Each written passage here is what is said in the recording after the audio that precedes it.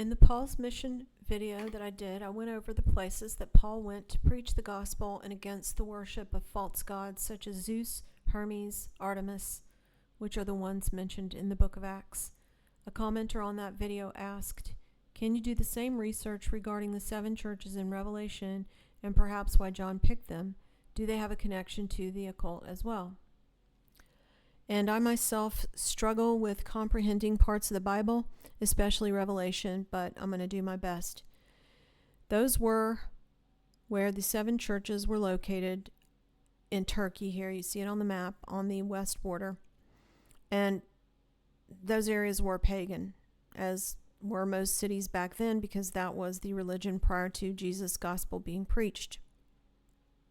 To me, paganism and the occult became synonymous after Jesus came and declared his power and his church on earth. Because occult means hidden, and that is what those who worship the fallen did after that. They hid it, and they're still hiding it today. But the churches established from Paul's mission were supposed to not be pagan, supposed to not be part of the world around them. I think this is an important study for today, since we do see the rise of paganism in current culture on a global scale, although it is somewhat obscured. I believe that's why we see these letters at the beginning of Revelation. The concept of coming out of the world is a priority in the birth pangs.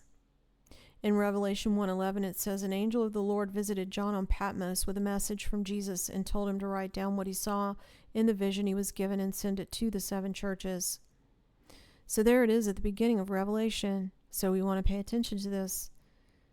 The message is from Jesus through an angel or messenger who identifies as him who is holy and true, who holds the key of David. What he opens, no one can shut, and what he shuts, no one can open.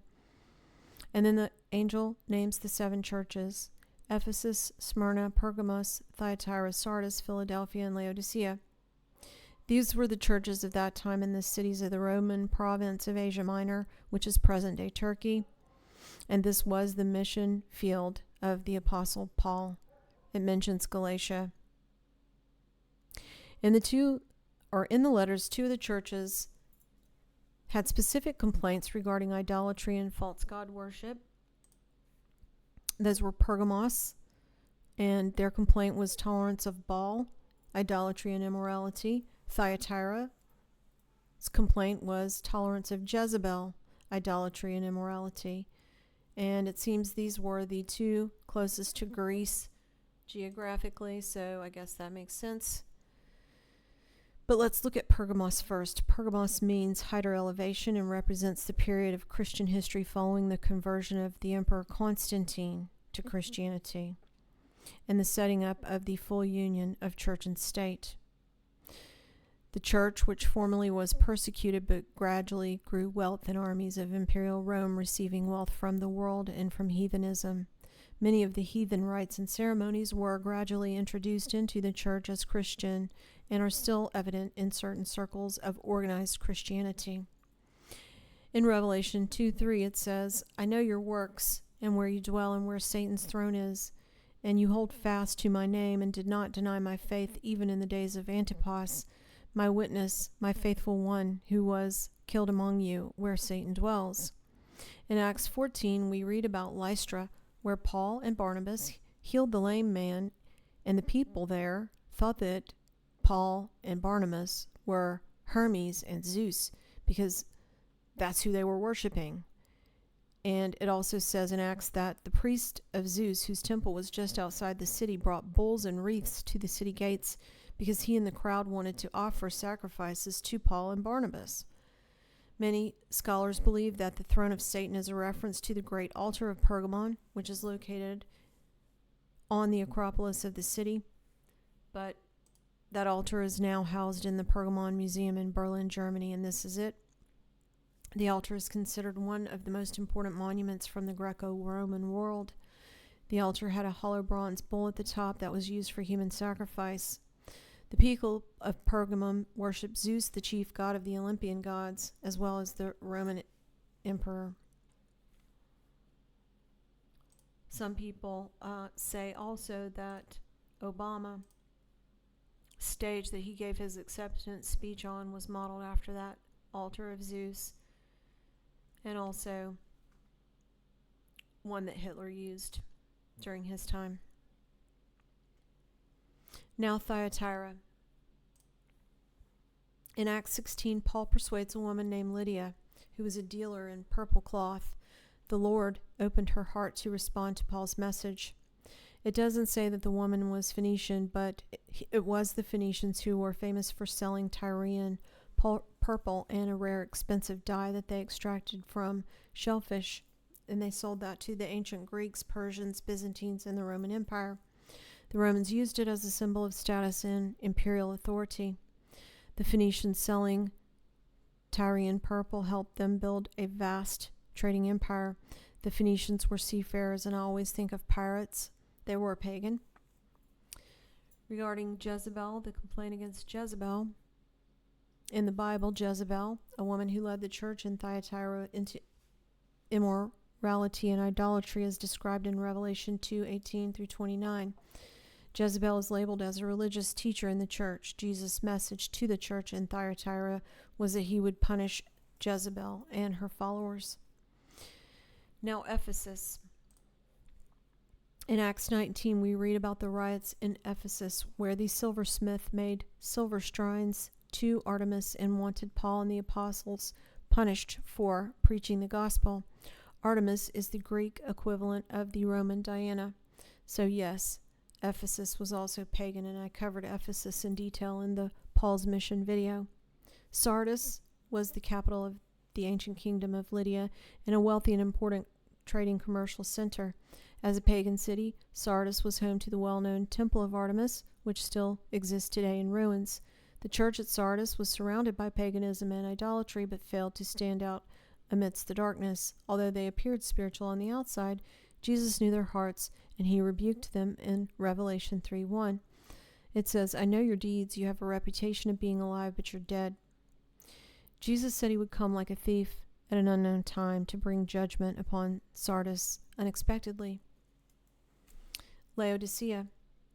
Laodicea is the apostate church that was condemned by Jesus in Revelation. It was a hub of banking, law, and commerce, frequented by travelers of the Roman Empire. Laodicea was significant in the Roman judicial system. The city was adorned by impressive amphitheater and other notable monuments. Because of the city's economic well-being, the Laodicean congregation of professed believers boasted that they were in need of nothing, but Jesus, unimpressed by the city's grandeur, charged them with spiritual bankruptcy. During this time, when John penned Revelation from Patmos, Emperor Domitian ruled the Roman Empire. Domitian declared himself a living god and demanded worship from the citizens of the empire. Smyrna, it says in the Bible that Smyrna was a wealthy port city located in the Aegean Sea. Smyrna's address contained no rebuke, but that is not to say that there wasn't still idolatry in the area around Smyrna. The letter's primary purpose was to encourage the people as they faced persecution, which would have been from those who they lived around and the government. Jesus promised the crown of life and freedom from the second death to those who refused to deny him, even when it meant their deaths. And we want that crown of life as well. Philadelphia. Jesus affirms the church's positive actions. He says, "I know your deeds. See, I have placed before you an open door that no one can shut. I know that you have little strength, yet you have kept my word and have not denied my name."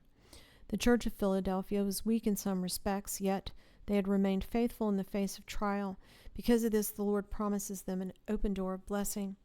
Jesus' letter condemns the enemies of the Philadelphian believers. He says, "I will make those who are of the synagogue of Satan, who claim to be Jews, though they are not, but are liars, I will make them come and fall down at your feet and acknowledge that I have loved you." So Jesus does condemn those liars who say they are Jews but are not. And I think this verse is strategically placed in the book of Revelation, leading into the birth pangs, because it'll be important during this time as well. So, my interpretation of all of that is that the land was pagan, even though the churches that were in the midst of it were supposed to not be pagan. And these are Jesus' warnings to the churches about how not to fall into the world around them and to maintain their faith.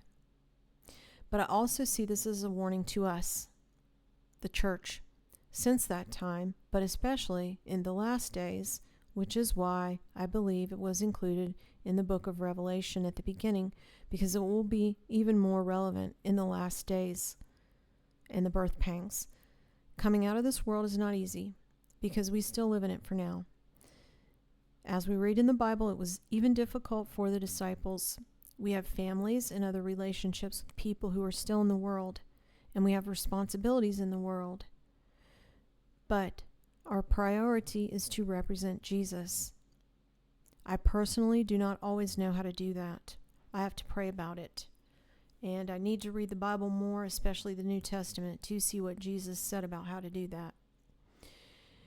I wanted to thank my subscribers for praying for me and my family. I know it works, and it means a lot to me that you guys would do that. It's not easy for me to be vulnerable in that way, but when it comes to my children, I am. And I've done a lot of things in the past that I think affects them today, and that haunts me. But I'm trying to be faithful in spite of all of that and move forward without condemnation. Thanks for listening.